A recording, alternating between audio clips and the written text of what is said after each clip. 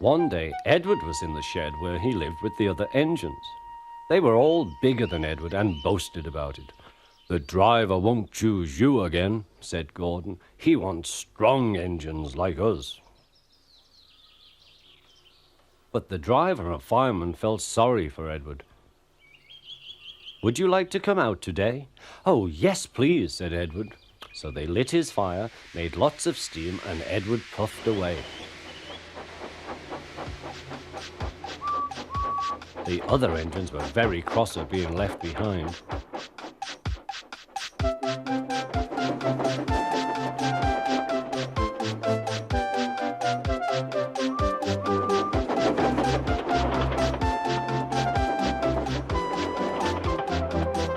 Edward worked hard all day. The coaches thought he was very kind, and the driver was very pleased.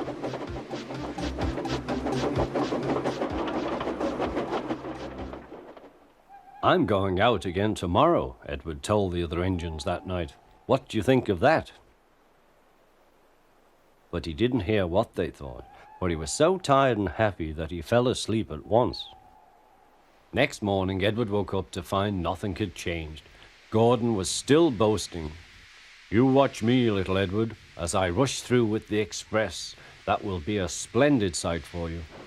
Goodbye, little Edward. Look out for me this afternoon."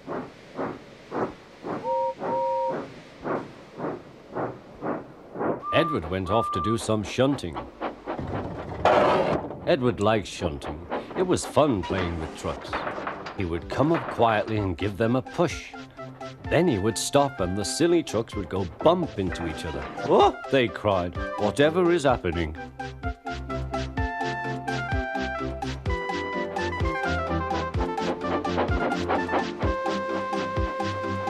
Edward played till there were no more trucks. Then he stopped to rest. Presently he heard a whistle. Gordon was very cross. Instead of nice shining coaches, he was pulling a lot of very dirty trucks. "A goods train, a goods train, a goods train," he grumbled. "The shame of it, the shame of it, oh, the shame of it." Edward laughed and went to find some more trucks. Then there was trouble.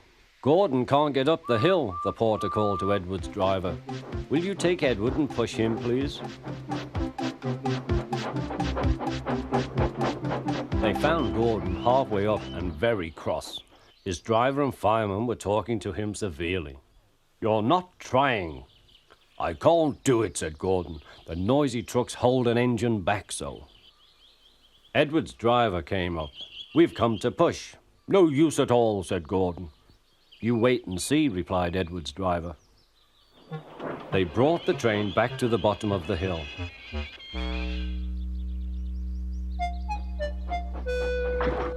"I'm ready," said Edward. "No good," grumbled Gordon.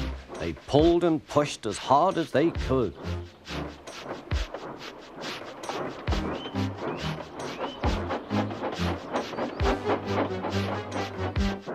"I can't do it, I can't do it, I can't do it," puffed Gordon. "I will do it, I will do it, I will do it," puffed Edward.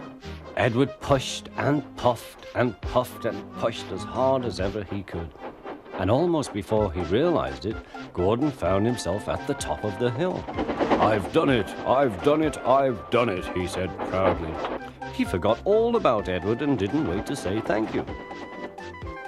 Edward was left out of breath and far behind. He ran on to the next station, and there he found that the driver and fireman were very pleased with him. The fireman gave him a nice long drink, and the driver said, "I'll get out my paint tomorrow and give you a beautiful coat of blue with red stripes.